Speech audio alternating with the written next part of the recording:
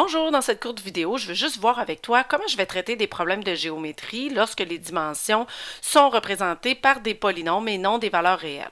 En fait, ça ne change rien à mon travail. Donc, par exemple, ici, je te présente un rectangle et je te donne sa largeur comme étant le binôme x plus 10 et sa longueur comme étant le binôme 2x moins 3. Je pourrais, dans cette situation-ci, te demander est-ce que tu pourrais me déterminer le polynôme représentant le périmètre de ce rectangle. On sait que le périmètre d'une figure, c'est la somme de tous ses côtés. Donc, dans cet exemple-ci, ce que je pourrais faire, c'est d'aller chercher tout simplement le périmètre de ce rectangle. Donc, allons poser dans cet exemple, justement, quelle expression algébrique va me permettre d'aller chercher le périmètre. Donc, on additionne chacun des côtés. Donc, en commençant par la largeur, x plus 10, j'additionne la longueur, 2x moins 3, j'additionne l'autre largeur, x plus 10, et j'additionne le quatrième côté, qui est 2x moins 3. Je me retrouve donc avec une chaîne d'addition de polynômes. Et pour additionner des polynômes, bien, on applique ce qu'on vient de voir, c'est-à-dire on additionne les termes semblables ensemble et on additionne les termes constants ensemble.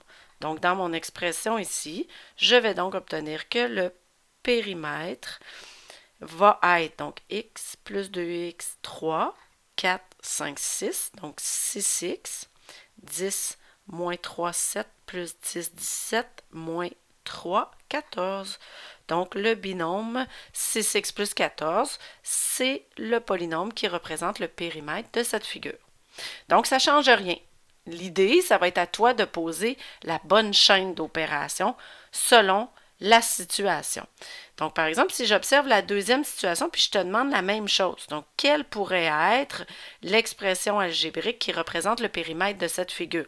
Ici, je vais avoir un petit peu plus de travail parce que je ne connais pas l'expression algébrique pour chacun des côtés. Donc, ici, je connais le côté 2x plus 3. Donc, si j'écris mon périmètre, bien là, je vais y aller avec le premier côté qui est 2x plus 3. Ensuite, si je vais aller chercher le deuxième côté ici, bien là, dans ce cas-ci, je n'ai pas le polynôme qui représente ce côté-là, mais puisque ma figure ici, elle est droite, il faudrait que je le mentionne d'abord, bien, le côté ici, x plus 1, si je lui additionne le côté x plus 2, bien, ça va me donner le côté au complet. Donc, je pourrais déduire que le deuxième côté, le polynôme le représentant, ce serait 2x plus 3. Donc, je pourrais additionner ici 2x plus 3. Ensuite, j'additionne le troisième côté, x plus 2. Ensuite, j'additionne l'autre côté, x plus 2.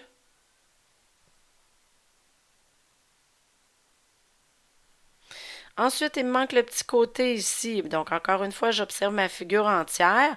Puisque je sais que le côté qui est juste ici, c'est 2x plus 3. Si je lui enlève cette portion-là, donc moins x plus 2, donc si j'enlève cette portion-là, ben, il va me rester le côté que j'ai ici. Donc là, observez bien comment j'ai procédé. Donc, je suis allé chercher la mesure entière. Je dois lui enlever cette portion-là. Donc, en temps normal, quand j'effectue une soustraction, je fais un terme moins l'autre terme. Mais ici, lorsqu'on soustrait des polynômes, c'est important de dire mon premier polynôme, je vais lui soustraire le deuxième polynôme et d'utiliser les parenthèses pour bien voir ici que j'ai une soustraction de polynômes. Et on vient de revoir que lorsqu'on soustrait des polynômes, on doit additionner son opposé. Donc, ça va être à toi de poser les parenthèses. Et donc, je vais obtenir comme expression x plus 1. Donc, l'expression ici, ce serait x plus 1. Je peux donc ici aller ajouter le x plus 1. Et le dernier côté qui était aussi x plus 1.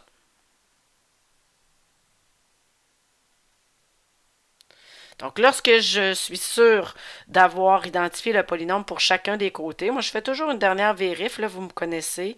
Donc là, ici, bon, j'avais un côté, deux côtés, trois côtés, quatre côtés, cinq côtés, six côtés, parce que parfois, on se perd dans nos calculs. Donc là, ici, je dois simplifier l'expression obtenue. Donc, je vais traiter les termes en x en premier. Et ensuite, je vais traiter les termes constants ensemble en m'assurant de rien oublier et d'inscrire la solution. Donc 2, 4, 5, 6, 7, 8. Donc 8x, 3, 6, 8, 10, 12 plus 12, ben, ce serait le binôme représentant le périmètre. Donc, vous voyez comment j'ai travaillé pour traiter ces exemples-là. J'utilise ce que je connais de mes connaissances en géométrie et j'applique les principes pour additionner ou soustraire mes polynômes. Donc, à toi de jouer.